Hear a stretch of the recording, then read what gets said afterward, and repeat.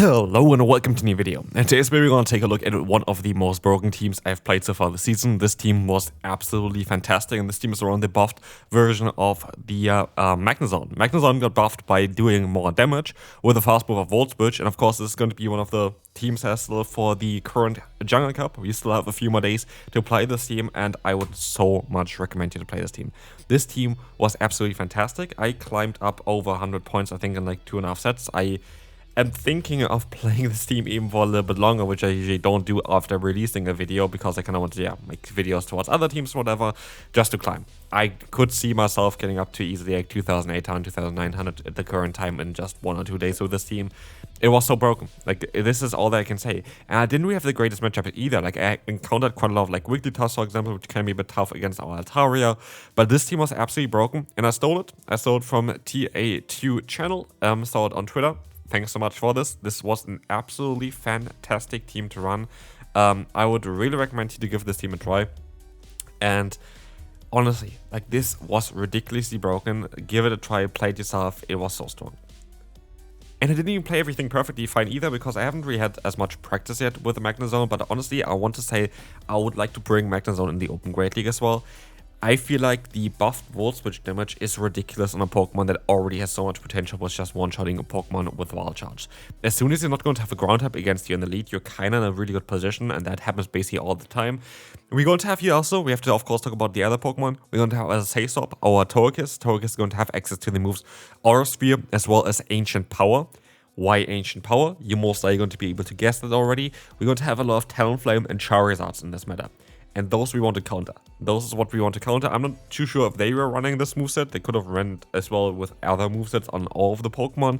But I wanted to take a look at Ancient Power Torkis the entire time throughout this cup already, because I felt like it would be an interesting shout after doing the video towards Pegoro with Rock Slide.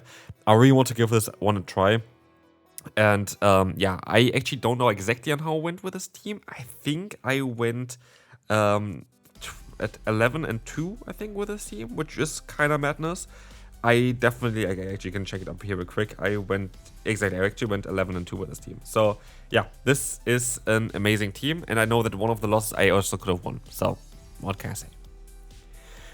Okay, this is actually the worst matchup that we can have here. We're going to have Magnazone against our Magnazone. This is going to be, of course, a mirror matchup, and of course we know that our backline doesn't really want to face this one. The best way of playing this one is just to play it out, in my opinion. I think this is the best way of playing it, because at the end of the day, we are going to be able to just, go ahead and shield this move up and get them low, or get the KO. And even if they're going to shield here and align themselves and even have maybe a shield advantage, because apparently they win the CMP tie, we would have been alright. But in this case, we're going to get out the Moltres, which is okay. We can go for the Aura Sphere quite early. Yes, I could have went for the Ancient Power. I would have still outsped them towards that, because I want to go for a Brave Bird. Would have in hindsight actually been the better play, because a Brave Bird is going to knock me out. And with a boost of Ancient Power, maybe at a 10% chance there to still survive a hit. But at the end of the day, they're going to be debuffed now. They're going to stop out straight away anyway, and we will see the Altaria coming in. My play is here to try to drop the attack a little bit with a Mirror Shot. That would be ideal, because they're very likely going to use a shield here. They decide to use a shield, but sadly, I do not get the attack drop onto them. It's a 30% chance. It's not something that I was like expecting to get either. Like, it's not that I'm like, oh, so sad that I didn't get it. Like, it's so likely to get it. It's not very likely to get this drop there. But I have to hope that I can knock them out before they get to another charge move. But I sadly can't. And honestly, I make a bit of a mistake here as well in this battle. Okay, no, I actually didn't. The opponent decides to swap out here, and they're going to be able to get there in time and get enough energy against our Magnazone. What I thought actually was happening, that the opponent will stays in and farm them down, and they're going to be able to then align themselves afterwards. But with that, I actually had no chance there anymore. This was one of the losses, and this was against a team that was quite tough to deal with, and with a little bit of unlucky matchup in the lead as well, where I got the debuff immediately onto me, and the opponent called the bait twice, and won the CMP tie. So there was a lot of things like going against me, which are not always going to happen to you as well. And there's one battle that we lost, and this was one of the 2 battles that we lost in 13 battles. And by the way, every single game is in this video today. And if we have 13 battles in a video that's only 17 minutes long, of course sped up by 1.8, it means that those battles went also really fast. This is a team that you get the battles fast done with, that is just going to allow you to win so many battles. Like, this is the team you want to run right now. And it makes a lot of sense though as well. We're going to have 2 Pokemon in the back that can kind of deal with ground type Pokemon, and we have a Pokemon in the lead that is mainly weak to fighting and ground, which again, we have 2 great answers in the back there. We have with our Say-Stop here, Togekiss, I like this Pokemon a lot. I think it has a lot of potential in the current meta.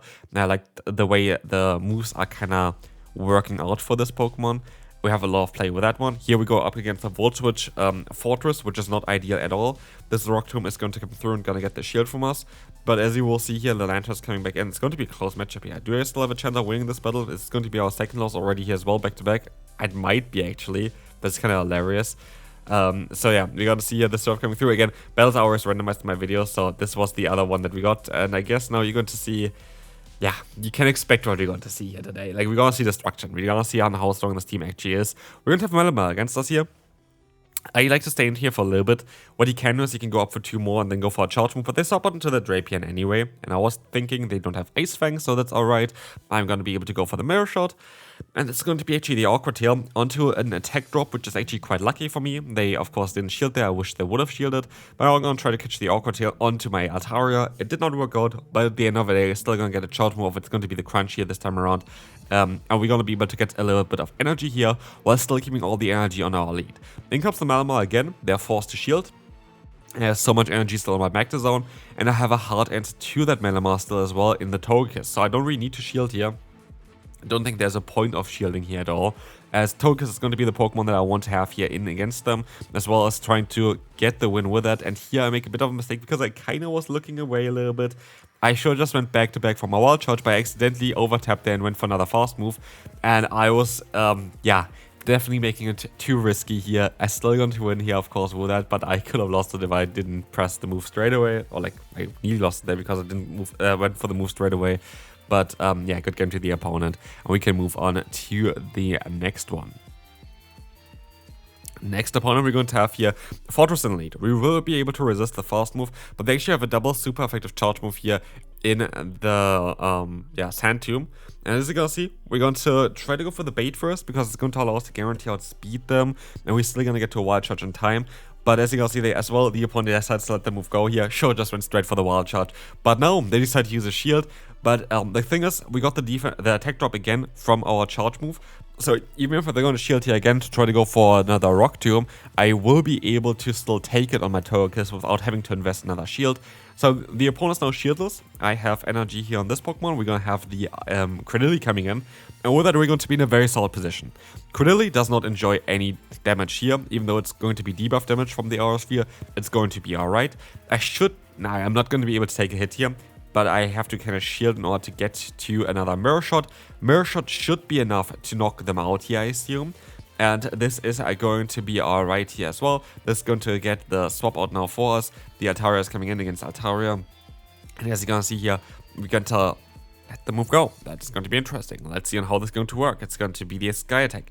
And I make a bit of a mistake here in this battle as well again, where I'm like, I should have played a little bit differently, because I saw that the opponent just wants CMP tie, and so I was hoping that the opponent would swap out of here, and I went one fast move over Sky Attack. If I went straight, I actually would have knocked them out here already, but in this case I guess I get energy on my Magnazone, and this helps me out to get to the move here in time, allowing me to go for that Wild Charge. Could have just went for the Mirror Shot, to be fair, it would have been enough, but I'm still going to be able to win the battle. Made it way closer than it needed to be.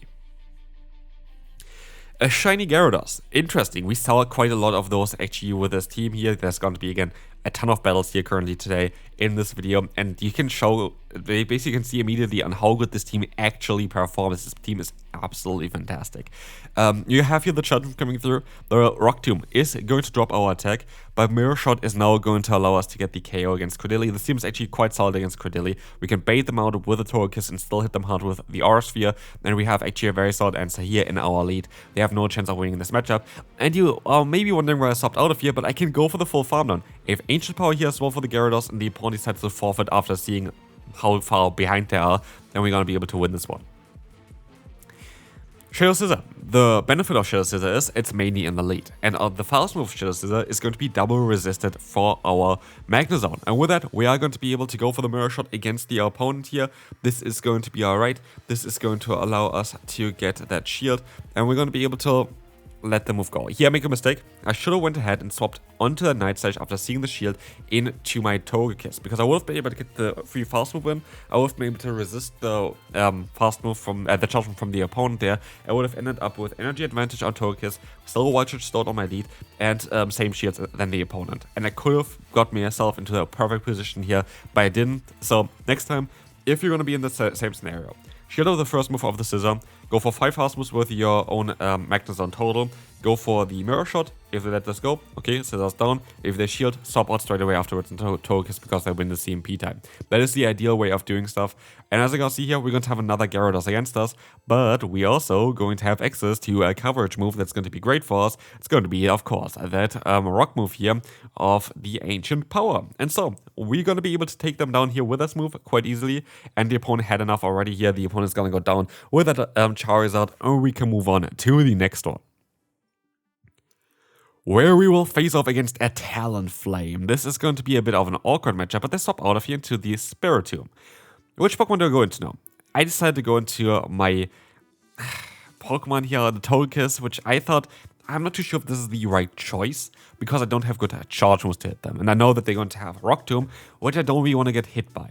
But I'm going to be able to go up to the Ancient Power to the point where I need 2 more fast moves to reach another one, because this is what I can get through an Incinerate. At this point I don't only need 1, but in one Incinerate you get 2 fast moves in for a pack. That's why I kind of try to get myself in a position where I can get to another Ancient Power here. This works out perfectly. As the opponent goes for another charge move, I could shield and realign, but I'm not going to do this. I'm going to keep my shield for my Altaria, as now I am going to be able to use my shield here. This is going to be the Brave Bird coming through, and we're going to have in the back the Wigglytuff, and we have now the Mirror Shot coming in still from our Magnazone. At least Magnazone had a bit of energy still left here for us, and this is going to put them into the position where we again get another attack drop. I actually was quite lucky this video with that, I have to say that, and this might even change the entire battle, because now the Ice Event is going to do a little bit less damage, and that less damage is actually quite important, because now I am going to be able to take the hits. They would have won this battle, guaranteed, if they didn't get the drop. 30% chance from that Mirror Shot. I was lucky here. Good game to the opponent. We can move on to the next opponent, who is, by the way, if you didn't even know, a very big streamer on Twitch. Not really streaming Pokemon Go PvP, but I know that they were interested in Pokemon Go PvP basically since the beginning. So cool to see that here as well, that they're still playing, that they're playing very well as well. So shouts to you. I think he's French. I'm not too sure, sorry. But we're going to have here the Swift coming through, and this is going to allow us to go for an Aura Sphere again. And we're going to be in a very perfect position here, basically. We're going to be able to get the KO. We are going to have the Scissor. By the way, I went 5-0 with this team as well. I went 2-1 in my first set, where I did 2 battles with a different team that just dropped. I wanted to showcase Dipplin. It wasn't the worst Pokemon, but I just was like, who really cares at this point? I'd rather want to showcase your teams that you can actually use instead of like running Pokemon that are the same like others as well. So I decided I'm just no point of making video towards this Pokemon. That's why you didn't see anything yesterday evening as well. Yeah, I went 2-1 in my first one with it. I went 4-1, and then I went 5-0 with this team. And yeah, this team was absolutely fantastic. I have to say, the last time I had a 5-0 video, I think it was a Sableye one for this meta as well. I saw a lot of comments being like, oh, where's the 5-0? I don't know how often I have to kind of say on how the battles are randomized. For example, here you saw in game number 3 and 4 were my losses. You have now, I think, nearly 10 games in a row where it's only wins. I think it is 9 games in a row where it's only wins now. Like I think I actually had like a 7 or 8 game win streak with this one, but of course it's not how the battles actually happened. I don't know why my editing software is doing that, but I don't really see the point of changing that either, just to put them all into line for a storyline, and just doesn't really make sense here right now. It makes sense when I hit Legend or something like this, but yeah, I went 5-0 with this team, I went 4-1 with this team, and I went 2-1 with this team, just for full transparency. And I'm not too surprised, like this team is amazing. Togekiss is amazing. Togekiss actually has a very good matchup against Piloswine, because they put them after 1 Aura Sphere into farm down range, and this is crazy because you use it usually as a safe for it anyway. Otherwise, if you face Piloswine in Elite, you can just play out the Elite matchup. They usually don't have ground type coverage, but even if, you're just going to play out the 2 shields and you have Mirror Shot damage coming in the entire time. So it's not too bad. Here we actually, I wanted to see if I can do that, and I actually was able to do that, snipe them with a wall switch, which was kind of funny. Now we can move on to the next opponent. Yeah, this team was just amazing. Like, you have so much advantage that you can get with a Magnazone, which is crazy. Here we go for the Wild Charge. Actually, this mid up, I did not really play perfect. I should have maybe swapped out earlier into my Togekiss, which has even a better matchup against the Ferret. In this case, though, I decided to go into my Altaria, Could have still went into my Togekiss, I think, but I was thinking that most likely I would be one turn behind, which then allows them to always go for a Swift first. I didn't really want that. I didn't really want this, especially knowing that they have the Dragon Breath Gyarados still in the back there lurking. I rather wanted to keep my lead alive and also my Togekiss alive, which both can deal easier with this Pokemon here.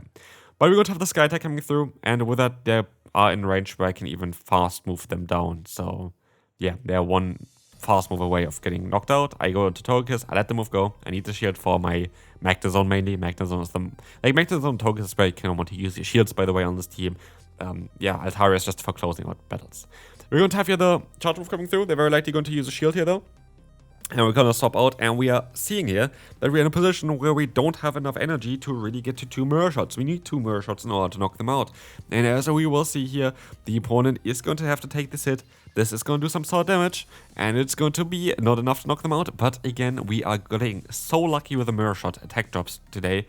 Getting another one here, which again allows us to survive this hit here to win us this battle.